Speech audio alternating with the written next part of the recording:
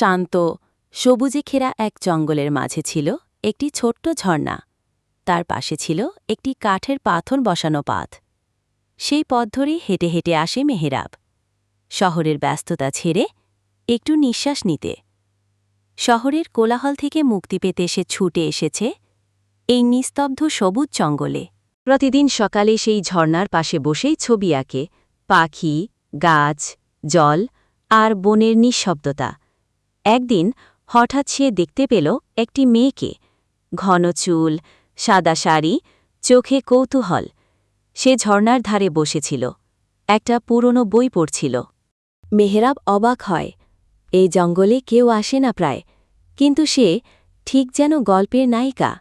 মেয়েটির নাম ছিল রাইসা। সে বলল, প্রতিদিন এখানে আসি, এই বন আমার বন্ধু, ঝর্ণার শব্দ আমার প্রিয় গান। দুজনের মাঝেই কথা শুরু হয়, হাসি ভাগাভাগি হয়, আর দিন যত যায় সম্পর্ক গভীর হতে থাকে। মেহেরাব তার আঁকায় রাইসাকে আঁকতে শুরু করে, আর রাইসা তার কবিতায় মেহেরাবকে খুঁজে পায়। একদিন বৃষ্টি নামে, মেঘলা আকাশ, ঝর্ণার গর্জন, আর দুজন হাতে হাত রেখে বনের ভেজা ঘ্রাণ উপভোগ করে। তারা বুঝে যায় এই জঙ্গল শুধু প্রাকৃতিক সৌন্দর্য নয়, এটি তাদের প্রেমের নীরব সাক্ষী। অবশেষে শহরে ফেরার সময় আসে, কিন্তু ভালোবাসা তো সীমান্ত মানে না।